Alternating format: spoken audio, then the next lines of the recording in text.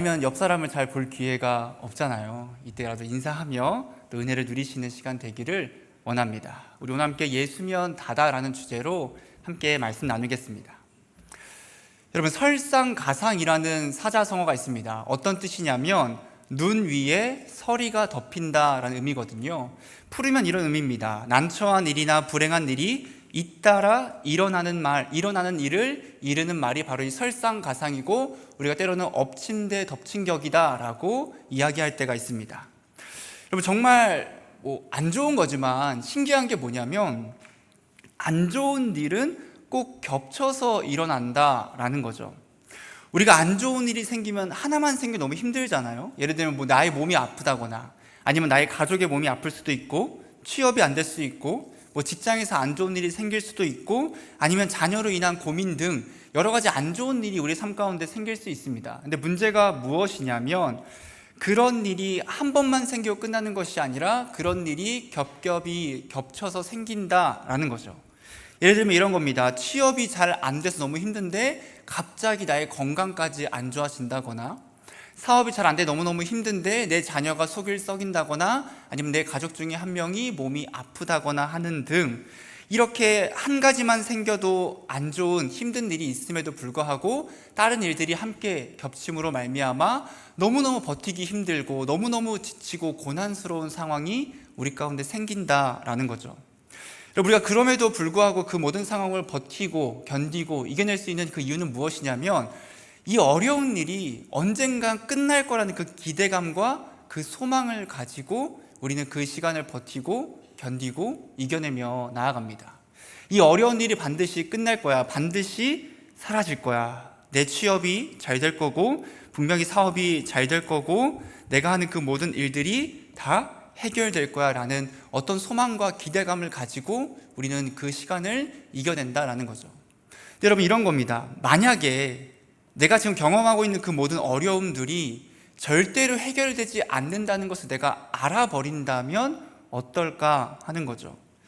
내가 경제적으로 너무 안 좋은 상황인데 이 상황이 절대로 해결되지 않고 이게 무조건 파산까지 갈 거라는 걸 내가 미리 알게 된다면, 취업이 안 되고 취업을 열심히 준비하고 사업을 열심히 준비하고 있는데 이 취업과 사업이 무조건 잘 되지 않는다는 것을 내가 미리 알고 있다면, 이것이 안 좋은 일인 것을 알고 있으면서도 그것이 영원히 해결되지 않을 것을 우리가 미리 안다면, 여러분, 그 가운데서 우리가 과연 기뻐할 수 있고 소망을 가질 수 있고 그 가운데서 희망으로 살아갈 수 있느냐 하는 겁니다. 여러분, 상상만 해도 끔찍할 겁니다. 나의 모든 어려움들이 절대로 해결되지 않는다는 것을 미리 안다는 것은 끔찍한 일일 겁니다. 그런데 오늘 말씀에 보면 이렇게 절대로 회복되지 않을 것 같은 그 모든 상황들을 미리 알게 됨에도 불구하고 기뻐하는, 그리고 소망을 가지는 인물을 보여주고 있는데 그가 바로 하박국 선지자다라는 겁니다. 여러분, 하박국은 자기가 가지고 있는 그 어려움이 해결되지 않을 것을 알면서도 어떻게 기뻐할 수 있느냐 하는 거죠. 여러분, 하박국은 몇 장 정도 있냐면 3장밖에 되지 않는 성경입니다. 굉장히 짧은 성경이죠. 근데 짧기도 짧지만 구조가 굉장히 단순해서 이해하기도 어렵지 않은 그런 성경입니다. 어떻게 되어 있냐면 1장 2절부터 4절까지 하박국이 하나님께 불만을 호소하는 거예요. 불만을 호소할 그때에 1장 5절부터 11절까지 하나님께서 응답을 하십니다. 그리고 다시 1장 12절부터 2장 1절까지 하박국이 두 번째로도 불만을 하나님께 호소하거든요. 그리고 2장 2절부터 20절까지 하나님께서 다시 응답해 주시고, 마지막 3장이 하박국이 하나님의 그 응답을 듣고 이제 기도하는 것으로 마무리되어 있는, 이렇게 되어 있는 게 하박국인데, 쉽게 이야기하면 하박국의 첫 번째 불만 섞인 호소, 그리고 하나님의 응답하심, 두 번째 불만 섞인 호소, 하나님의 두 번째 응답하심, 마지막 세 번째로 하박국이 하나님을 향한 기도, 이렇게 구조가 이루어져 있습니다. 오늘 저희가 함께 볼 그 본문은 하박국서 가운데서도 맨 마지막 가장 끝에 있는 말씀입니다. 그리고 아마 여러분들이 이 말씀은 직접 성경에서 보진 못했을지라도 한 번쯤은 들어봤을, 그리고 오늘 오신 분들은 무조건 한 번은 들어보셨죠. 언제 했냐면 처음에 예배를 여는 찬양 때 우리 청년부 찬양팀이 그 무화과 나뭇잎이 마르고를 찬양으로 불렀고 그 찬양의 말씀이 오늘 우리가 함께 읽은 이 하박국 말씀입니다. 여러분, 우리 오늘 본문 말씀을 통해서 하박국을 처음부터 좀 전체적으로 살펴보려고 해요. 그리고 그 마지막 본문까지 나아가는 그 여정을 함께 하기를 원합니다. 하박국은 어떤 성경이냐면 묵시입니다. 1장 1절 말씀에 이렇게 이야기합니다. 선지자 하박국이 묵시로 받은 경고라라는 거죠. 하박국 말씀은 하박국이라는 선지자가 하나님께 그 미래에 대한 일을, 그 경고를 미리 받은 그 예언적인 성격을 띤 성경이다라는 거죠. 하박국은 누구냐면 남유다, 북이스라엘이 있고 남유다가 있잖아요. 그 남유다 왕국의 마지막 시기를 지냈던 선지자이고, 그 남유다 왕국이 이제 멸망하기 전에 선지자 역할을 했던 게 바로 하박국입니다. 북이스라엘은 이미 멸망했고 남유다만 남아있을 그때에 이 바벨론이 남유다를 쳐들어오기에 그 위험이 이제 도사리고 있는 그 위기 가운데 있던 상황이 바로 이 하박국서의 상황이었다라는 거죠. 근데 더 심각한 건 무엇이었냐면 그 배경이 지금 국가적인 위기가 있거든요. 이제 바벨론이 쳐들어올 수도 있는 그 위협을 가하고 있는 그 시간 가운데서 어떤 문제가 더 심각하게 있었냐면 지금 국가적 위험이 문제가 아니라 그 국가 내부 안에, 그 남유다 안에 심각한 부패가 있었다라는 겁니다. 남유다의 죄악이 너무 심했고 그 죄악으로 말미암아 하나님께서 이 남유다를 멸망시킬 거라고, 심판하실 거라고 말씀하시는 것이 이 하박국에 대한 하박국의 말씀입니다. 먼저 1장 2절부터 4절에서 보면 하박국이 하나님께 첫 번째 불만을 호소하고 있거든요. 불만의 내용은 이렇습니다. 현재 지금 자신이 살고 있는 그 남유다의 삶이 너무 아니라는 거예요. 너무 지금 이상하다 이 나라가 라고 하나님께 호소하고 있는 거죠. 현재 남유다 사람들은 어떤 상황에 있었냐면 그들은 하나님의 율법을 등한시하고 있고 지금 그 안에는 패역하고 겁탈과 강포와 분쟁이 일어나고 불의가 만연하고 있는 상황이 지금 남유다 안의 모습인데, 문제는 무엇이냐면 그렇게 어려움과 패역함이 있음에도 불구하고 그 당시에 지도자들이 이 모든 것을 그냥 가만히 방관하고 용인하고 있었다라는 거죠. 그래서 하박국이 어떻게 하냐면 지금 이 상황을 보고 하나님께 부르짖는 겁니다. 하나님, 왜 지금 이렇게 우리나라가 패역하고 이상한데도 불구하고 하나님께서는 가만히 계십니까? 왜 응답하지 않으십니까? 라고 부르짖음에도 불구하고 하나님께서 어떤 상태냐면 하박국에게 현재 침묵하고 있는 상태. 하박국이 아무리 호소하고 부르짖어도 하나님께서는 응답하고 있지 않은 상태였다라는 거죠. 아무런 변화도 일어나고 있지 않았습니다. 여러분, 우리에게도 이러한 상황이 있을 때가 있습니다. 너무 힘든 일이 나에게 닥치게 되는 거죠. 건강이 안 좋아지거나 학교나 아니면 직장에서 괴롭힘을 당하거나 사업이 망하거나 가족이 아프거나 취업이 안 되는 그런 개인적인 어려움이 생기거나 아니면 어떤 나라적인 세계적인 어려움들, 전쟁과 기근과 또한 핍박과 독재 등과 같은 그 수많은 어려운 상황을 보면서 이렇게 이야기하는 거죠. 왜 나에게만 이런 일이 벌어지는 걸까? 왜 하나님이 계시고 하나님이 살아계신다는 이 땅, 이 나라, 이 세상에서 이렇게 악하고 더럽고 죄악된 일들이 가득한 걸까라고 부르짖고 호소하는 때가 있다라는 겁니다. 여러분, 이렇게 어려운 일을 경험할 때 우리가 어떻게 하죠? 기도하죠.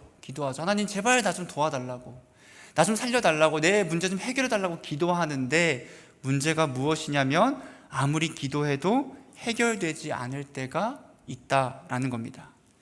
안 좋은 일은 계속해서 일어나고 심지어 하나님의 진리가 온 세상 가운데서 무너지고 있는 것 같은데, 하나님이 욕을 먹고 그 말씀은 무너지고 점차 악해지고 있는 것 같은데도 불구하고 하나님께서는 아무런 대처도 하지 않는 것과 같은 그런 모습을 보일 때가 있다라는 겁니다. 지금 하박국이 경험하고 있는 상황이 이런 답답하고 괴로운 상황이다라는 거죠.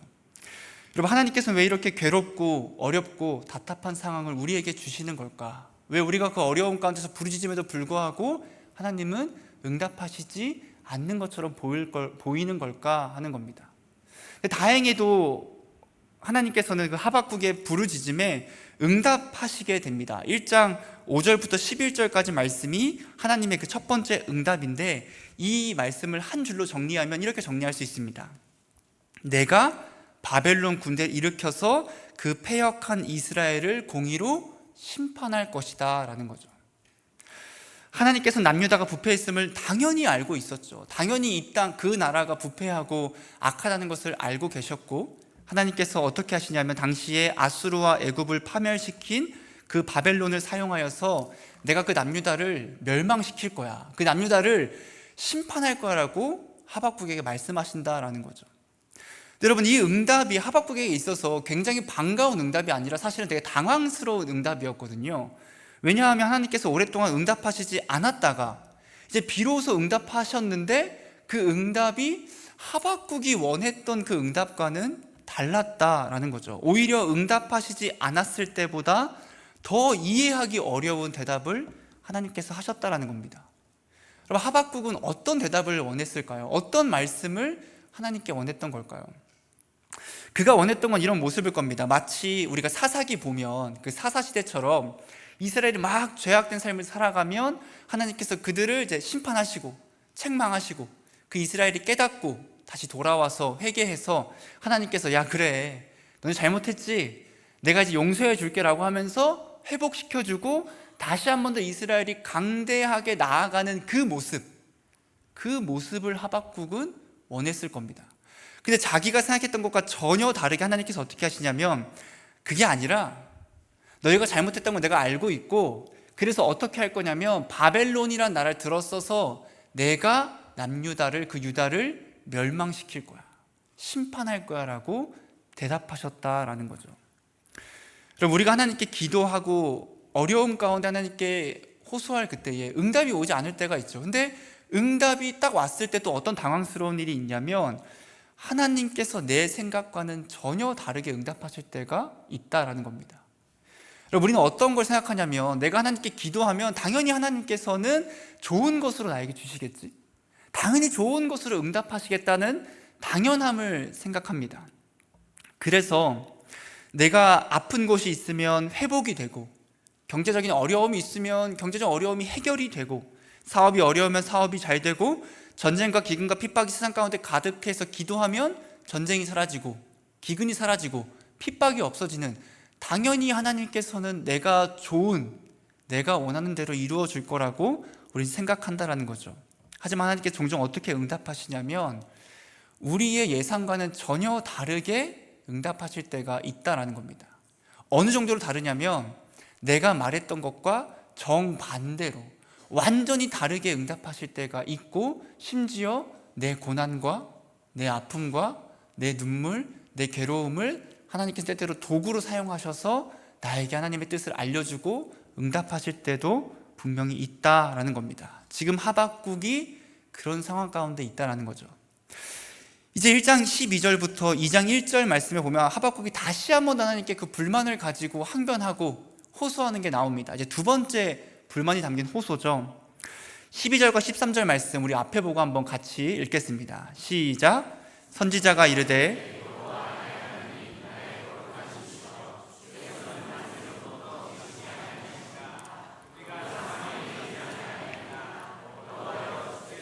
심판하시기 위하여 그들을 두셨나이다.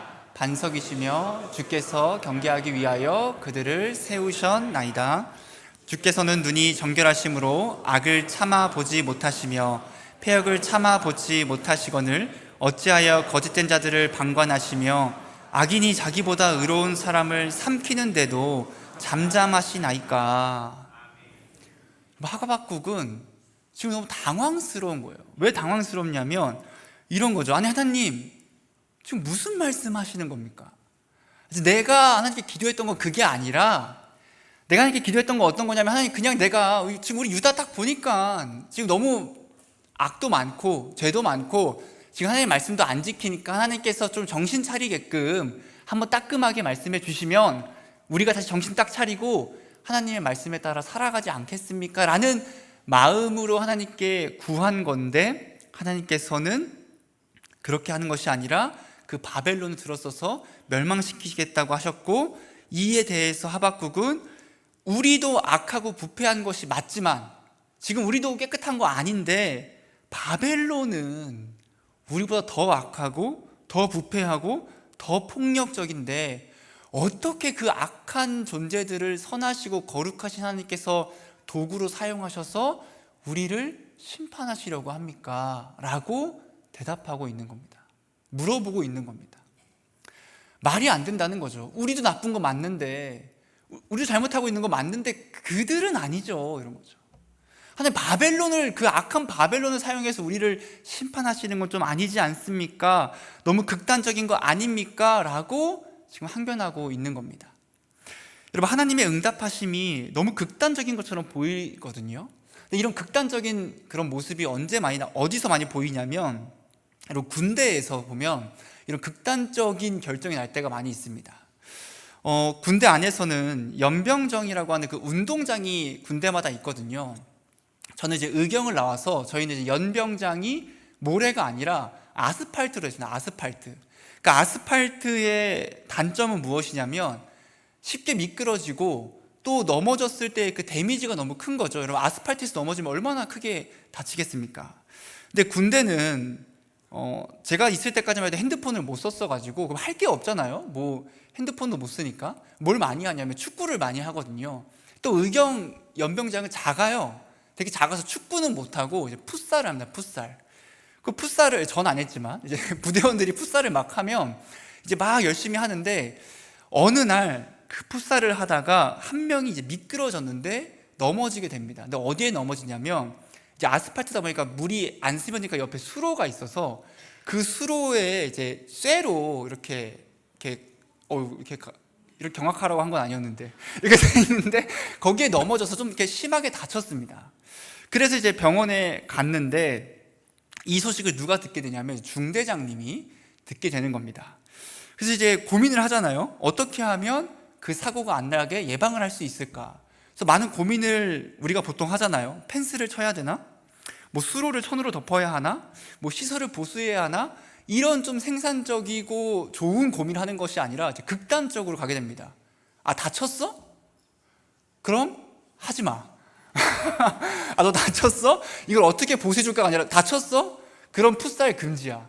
그렇게 해서 한 달 정도인가 눈치를 본 거죠. 한 달 정도인가 그때 전 부대원, 한 100명 되는 부대원이 아무도 풋살을 하지 못했던 그런 매우 극단적인 대처가 이루어지는 것이 이제 군대인데, 하나님의 그 결정이 이렇게 극단적으로 보이기도 한다라는 겁니다.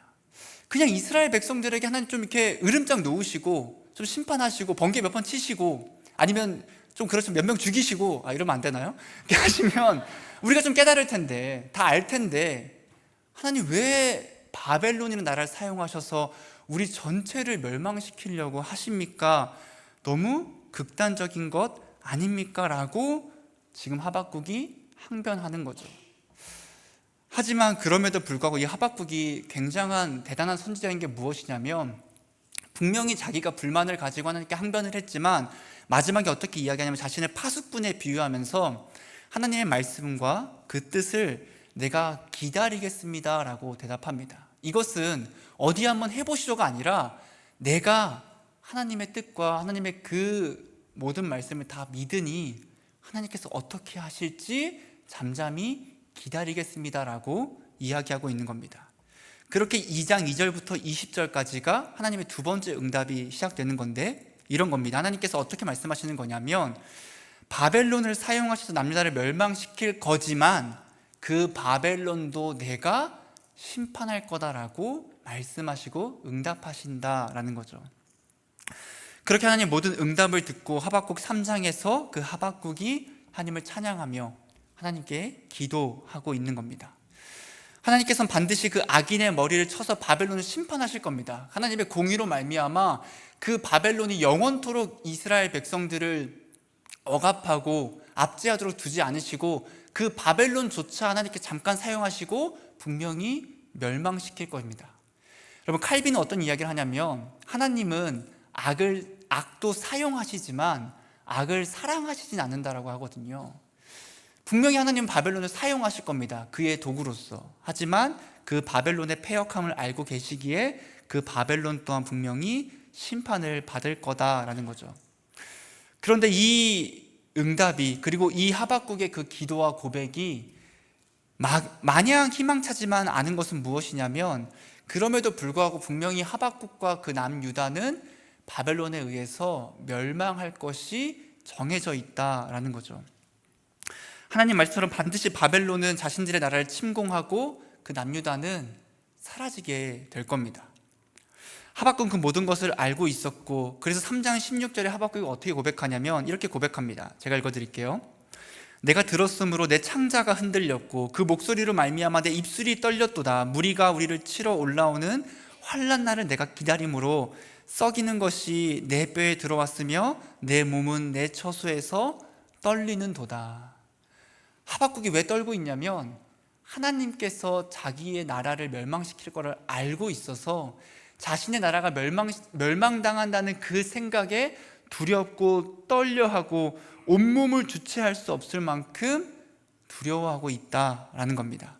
이는 바벨론이 침략해서 남유다가 그냥 멸망했네? 이렇게 단순히 끝날 게 아닌 게, 여러분 어떤 상황이냐면, 바벨론이라는 그 거대한 나라가 그 작아진 남유다를 공격하러 오고 둘이 전쟁을 하는데 그 전쟁에서 패배하는 거거든요.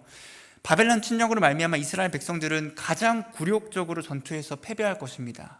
그리고 그들이 소유한 농가와 모든 가옥이 다 파괴될 거고 불에 탈 거고 그들의 심적인 공포감과 두려움으로 사로잡힐 겁니다. 더 나아가서 기아와 질병과 성벽의 붕괴와 학살과 강간과 포로와 고문과 유배 등 말로 표현할 수 없는 그 수많은 두려움의 사건들이 이 유다에게 벌어질 것을 그 하박국은 이미 보았다라는 거예요. 이미 알고 있다라는 겁니다.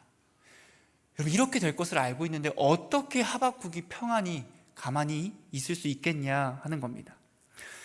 여러분, 만약에 우리가 이런 일을 경험한다면 어떨까요? 우리나라가 너무너무 지금 잘 살고 평안한데 만약에 하나님께서 나에게 이 나라가 멸망할 것을 알려주신다면, 아니면 나라가 멸망한다는 게 공감이 안 된다면 내 개인으로 다가와서 하나님께서 나를 심판하셔서 나에게 고난과 어려움을 주실 거라는 것을 내가 미리 다 알고 있다면, 여러분 그 상황 가운데서 과연 우리가 평안히 안전히 가만히 있을 수 있냐 하는 겁니다. 당연히 하박국 같은 반응이 나올 수밖에 없죠. 두렵고 떨리고 몸이 으슬으슬하면 내가 어떻게 살아가야 하지라는 그 고민과 걱정에 시달린다라는 거죠.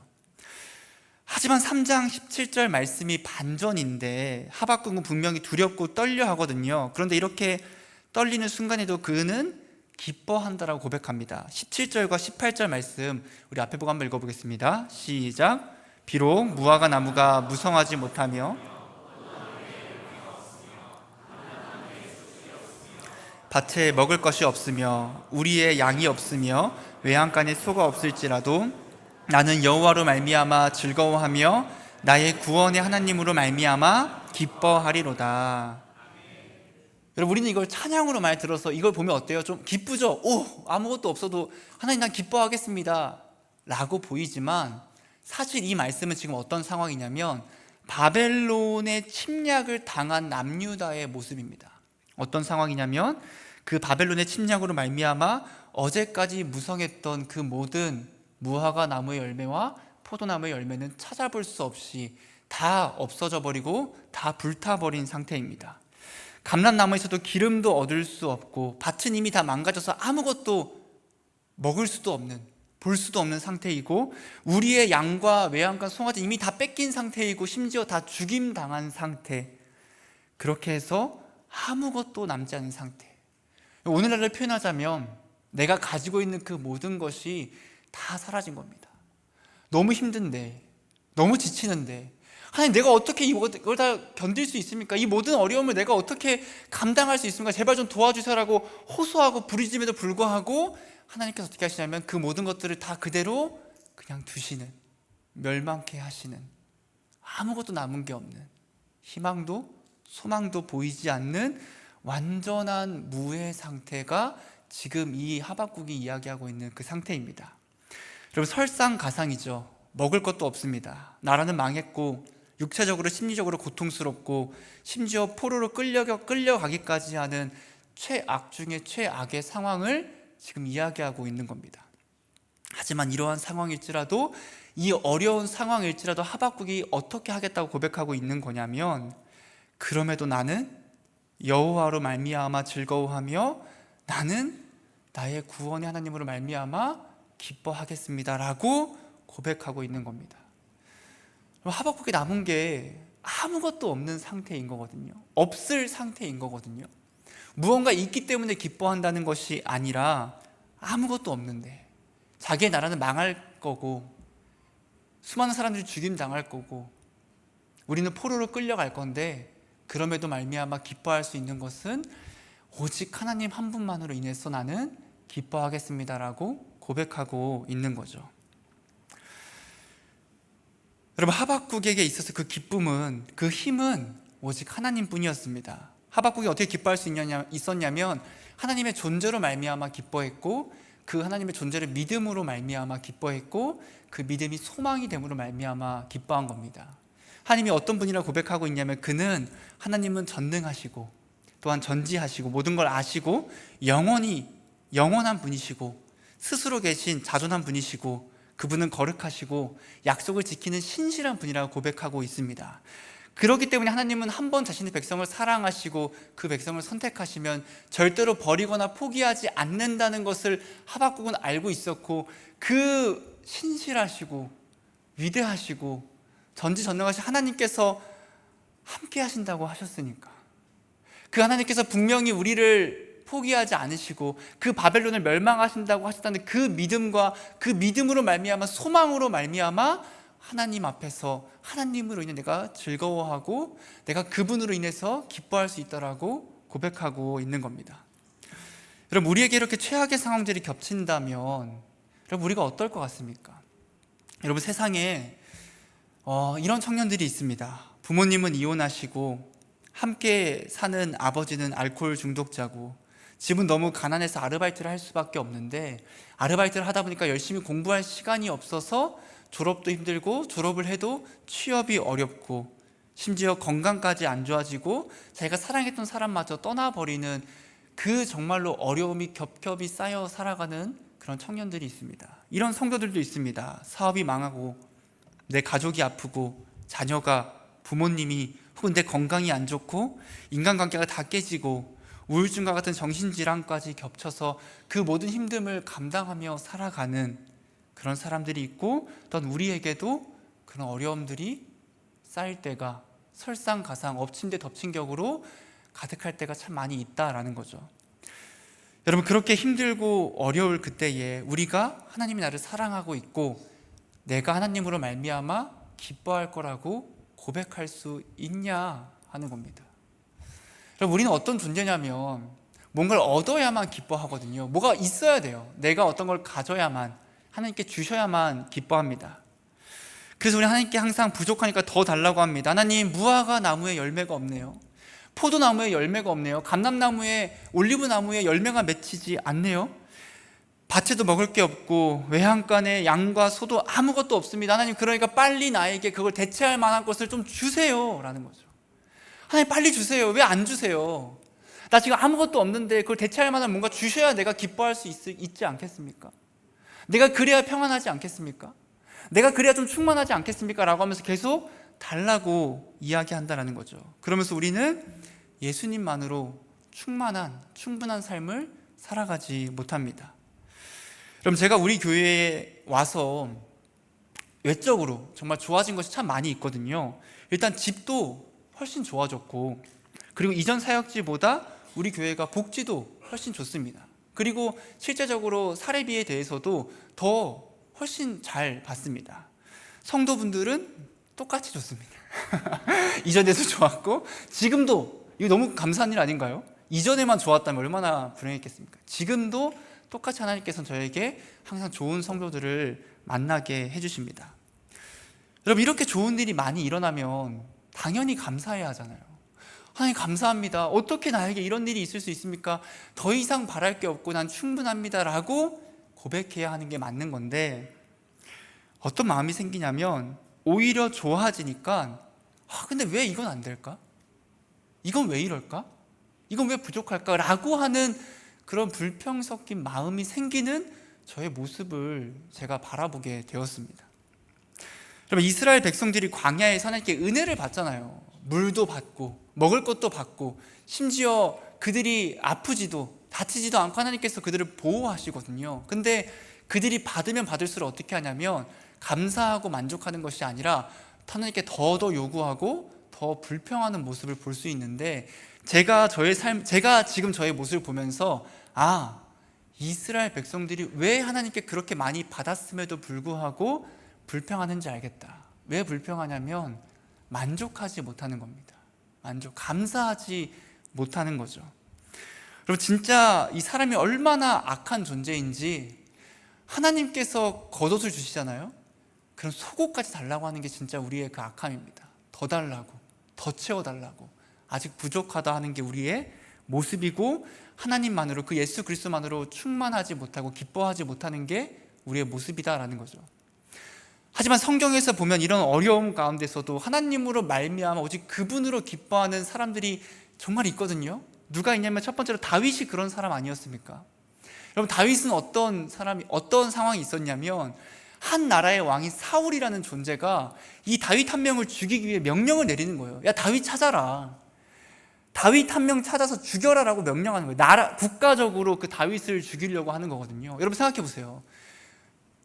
우리나라에서 대통령이 여러분 한 명을 붙잡고 쟤만 잡아서 죽여라고 명령하는 거예요. 여러분, 그러면 우리가 도망치는 삶을 살아가야 하는데, 그럼 그게 얼마나 두렵겠습니까?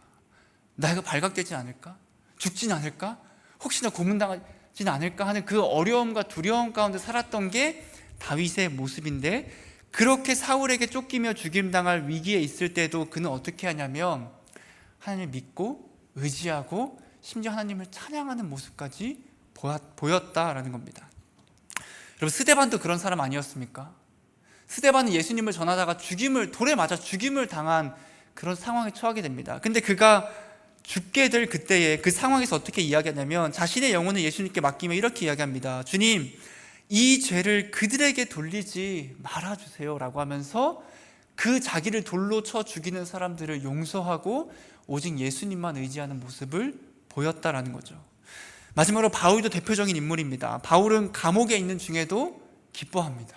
빌립보서 보면 감옥의 가운데서 편지를 쓰는 건데 그는 기뻐합니다. 심지어 그 빌립보서에는 자신이 높은 지위와 학식과 혈통을 가지고 있었지만 그 유익하던 모든 것을 내가 다 해로 여김은, 다 배설물로, 다 무용지물, 아무것도 아닌 것으로 여기는 그 이유는 무엇이냐면 예수님을 아는 지식이 그 모든 것보다 가장 고상하더라.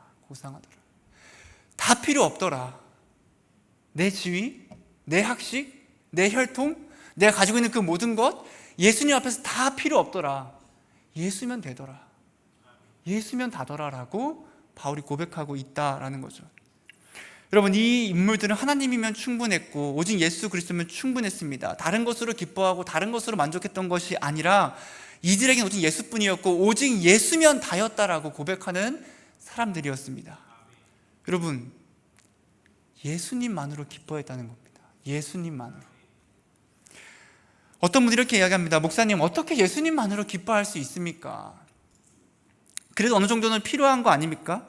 무언가 있어야 기뻐할 수 있지 않겠습니까? 살아가면서 얼마나 필요한 게 맞습니까? 돈도 당연히 필요하고 밥도 먹어야 되고 여행도 틈틈이 좀 가야 되고 조금 쉬기도 해야 되고 애들 학원도 보내야 되는데 애들 대학도 보내야 되는데 진짜 기뻐하기 위해서는 필요한 것들이 많은데 어떻게 예수님만으로 기뻐하라고 하는 겁니까? 여러분, 목사님 제발 성경에서 말하는 그런 원론적인 얘기하지 말고 좀 실질적인 대답을 주세요라고 생각할 수도 있을 겁니다. 근데 여러분, 우리가 진짜 예수님 한 분만으로 기뻐했던 시기가 분명히 있거든요. 언제 있냐면 예수님을 처음 만났을 그때입니다. 우리가 예수님을 처음 만났을 때 어떡합니까? 그분으로 충만하고 충분하지 않았습니까? 예수님만으로 만족하고 예수님과 함께하는 것이 너무 기쁘고 황홀해서 세상에 내가 지금 정말 가진 것이 없지만 내 상황이 너무너무 힘들고 괴롭지만 괜찮았던 거예요. 왜? 예수님이 나와 함께하고 계신다는 그 감격과 기쁨이 너무 컸던 거죠. 그래서 세상에 그 무엇도 그분을 대체할 수 없으며 나는 오직 예수님만 있다면 됩니다. 예수님과 함께 한다면 이 세상을 충분히 살아갈 수 있습니다라고 고백했던 게 우리의 모습인데 시간이 지날수록 그 사랑이 점차 사라지게 되는 거죠. 그래서 이제는 예수님 외의 것이 필요하다고 울부짖고 있는 겁니다. 여러분, 예수님께서 우리에게 말씀하십니다. 공중의 새를 봐라. 심지도 않고 거두지도 않고 창고에 모아들이지도 않는데 하나님 아버지께서 기르시지 않느냐. 들에 있는 백합화를 보라. 수고하지도 않고 길쌈도 하지 않는데 저렇게 아름답게 옷을 입고 살아가지 않느냐. 하물며 하나님께서 너희를 하물며 하나님께서 너희를 버리시고 포기하고 가만히 두시겠느냐라고 예수님께서 말씀하시는 겁니다. 여러분, 너무 어려운 일이 많아서 너무 힘들고 고통스러운데 아무리 기도해도 하나님께서 들어주시지 않는 것과 같고 침묵하시는 것 같은 그 어려운 가운데 있습니까? 하나님께서 우리를 얼마나 사랑하시냐면, 얼마나 저를 여러분을 사랑하시냐면, 우리를 너무 사랑해서 우리의 죄를 대신하기 위해서 자기의 하나뿐인 사랑하는 그 아들을 이 땅에 보내셔서 그 아들이 피가 철철철 흐르고 살이 찢기는 고통을 당하게 하시면서까지 우리의 모든 죄를 대속하게 하셨다라는 거죠. 여러분, 하나님은 절대 우리를 포기하지 않으십니다. 버리지 않으십니다. 여러분, 우리 또한 마찬가지입니다. 무언가 있기 때문에 기뻐하는 것이 아닙니다. 무언가 얻기 위해서 하나님께 구구절절 기도하는 것이 아닙니다. 아무것도 없을지라도, 정말 너무 지쳐서 힘들어서 내 삶이 무너질 것과 같은 어려움이 있을지라도 그때 오히려 나를 구원하셨고 지금도 구원하시고 영원히 구원하실 그 예수 그리스도를 바라보고, 또한 나의 필요를 분명히 채우시고 나의 모든 연약함을 다 아셔서 나를 위로하시고 회복하시는 그 예수님을 믿고 바라보면서 예수가 있기에 기뻐하고 예수가 있기에 충만한 삶을 살아가는 우리 모두가 되기를 소망합니다. 그렇게 주님, 나는 오직 예수님만으로 충분합니다. 나에게 아무것도 없을지라도, 내가 지금 경제적으로 힘들지라도, 내 몸이 아플지라도, 내 상황이 힘겨울지라도, 내가 주님 아무것도 응답받지 못한 것 같은 무관심 가운데 있을지라도 나는 주님으로 충만합니다. 주님으로 만족합니다라고 고백할 수 있는 우리 모두가 되기를 주님의 이름으로 축복합니다. 시간 함께 찬양하기를 원합니다.